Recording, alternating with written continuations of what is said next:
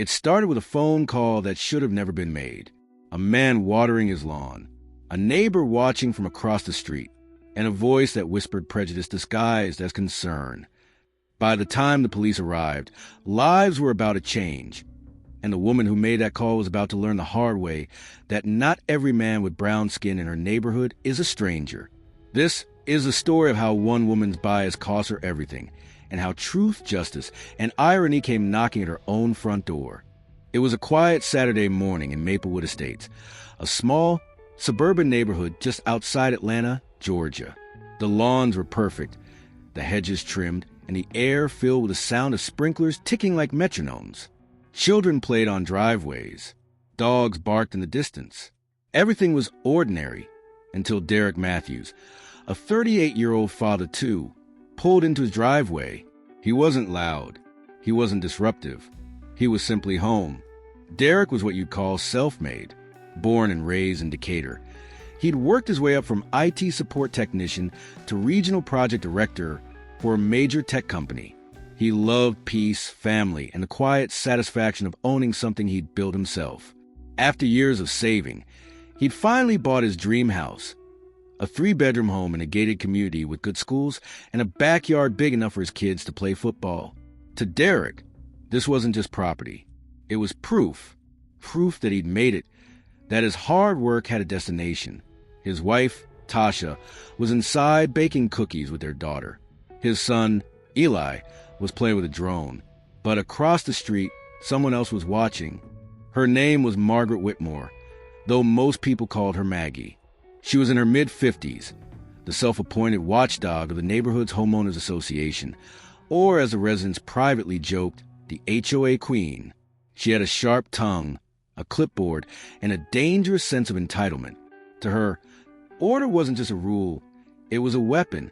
When she saw Derrick unloading tools from the back of his pickup, her eyes narrowed. She didn't see a homeowner. She saw a maintenance worker. And when Derrick bent down to connect his sprinkler hose, Maggie muttered under her breath, "Not on my street."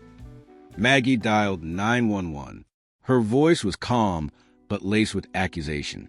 "Yes, I'd like to report a suspicious man outside one of the homes here in Maplewood Estates. He's been loitering for a while, and I think he might be breaking in." The dispatcher asked for a description. Maggie replied with chilling confidence. Black male, mid-30s, dark clothes, driving an old truck. Within minutes, 2 squad cars were en route. Derrick was crouched by his sprinklers when he heard the sirens. He looked up confused as red and blue lights bounced off his white garage door. 2 officers stepped out, hands resting near their holsters. "Sir, can we talk to you for a second?" Derrick blinked, wiping sweat from his forehead. "Sure, what's going on?" "We got a call about suspicious activity. Are you supposed to be here?" His heart sank. Not again. This wasn't the first time. He'd had people clutch their purses in elevators, watch neighbors lock doors when he jogged past. But here, in his neighborhood, he took a deep breath, trying to stay calm. "Yeah, officer, I live here. This is my house." The taller cop frowned. "Do you have any ID to confirm that?" Derrick walked toward the front door to get his wallet. Behind him, his son stepped out, holding the drone controller. "Dad? What's going on?" The officer stiffened. "Hey kid, stay back." Derrick's voice trembled slightly. "He's my son. We're just watering the lawn." Then, like a bad scene in a worse movie, Maggie appeared on her porch. Her arms were crossed, lips pursed in that "I told you so" smirk. "Officers, thank you for coming so quickly. I saw him earlier messing with the side gate. He doesn't belong here. The Johnsons are out of town." The officers glanced at Derrick. "Is that true? Are the Johnsons your relatives?" Derrick exhaled slowly. "No, because I am the Johnsons now. I bought this house from them last month." Maggie blinked. "Excuse me." He reached into his folder and pulled out a piece of paper. The deed. "Here, it's got my name on it. Derrick A. Matthews, owner." One of the officers examined it, then looked embarrassed. "Looks legit." But Maggie wasn't done. "That can't be right. You people, it's just unusual to see someone like you here." There was a long, heavy silence, the kind that strips a soul bare. The officers apologized and left. Derrick didn't say another word. That night, the video footage from a doorbell camera, recorded by another neighbor, hit TikTok. Within hours, it had 1.2 million views. The caption read, "HOA Lady Calls Cops on Black Homeowner Watering His Lawn. Watch what happens next." Comments poured in. "Classic case of profiling. She messed with the wrong one. Justice in real time." By Monday, local news was camped at the front gate of Maplewood Estates. And Maggie, she wasn't answering her door. When the HOA board caught wind of the story, they were furious. Not because of what Maggie did, but because of the bad press. Derrick got a polite email inviting him to a discussion about community harmony. But he didn't go. He had bigger plans. What Maggie didn't know, what no one knew, was that Derrick wasn't just a homeowner. He was also a real estate investor.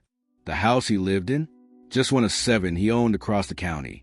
And Maplewood Estates, he'd been eyeing it for months, because the property group that owned half the neighborhood's lots was going up for sale. He'd already submitted an offer. 2 weeks later, Maggie got a letter. It was stamped with a corporate logo, Matthews Residential Holdings, LLC. It read, "Dear residents of Maplewood Estates, we are pleased to announce that your neighborhood is now under new management. Effective immediately, all HOA board positions will be restructured pending review. For inquiries, contact our new property director, Mr. Derrick Matthews." She read it twice, her hands trembling. She stormed out her house, paper crumpled in her fist, eyes scanning for Derrick. He was standing at the end of the cul-de-sac, watching his kids ride their bikes. Calm, collected, their eyes met. He smiled politely. "Morning, Margaret." Her voice cracked. You can't just buy the neighborhood." He tilted his head slightly. "I didn't buy it, Margaret. I invested in it. There's a difference." The news spread like wildfire. Every resident knew. Every local outlet reported it. "Black homeowner buys neighborhood after racial profiling incident." The headlines read. For most people, it was poetic justice. For Derrick, it was personal. He didn't do it for revenge. He did it to prove a point. That ownership is the ultimate power. He knew that money doesn't erase prejudice, but it does rewrite the narrative. When asked by reporters what he'd say to Maggie if he could, he replied, "I'd tell her that sometimes the people you look down on are the same ones holding the ladder you need." But just when things started to settle, a letter arrived in Derrick's mailbox. It was marked confidential. Inside was a single page, a printed email chain between the former HOA board members. It hinted at something darker: fraud, embezzlement, even illegal property transfers.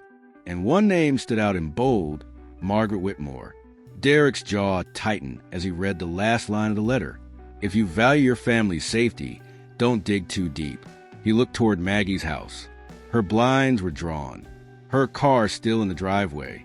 Somewhere inside the house, secrets were buried, and Derrick Matthews was about to start digging.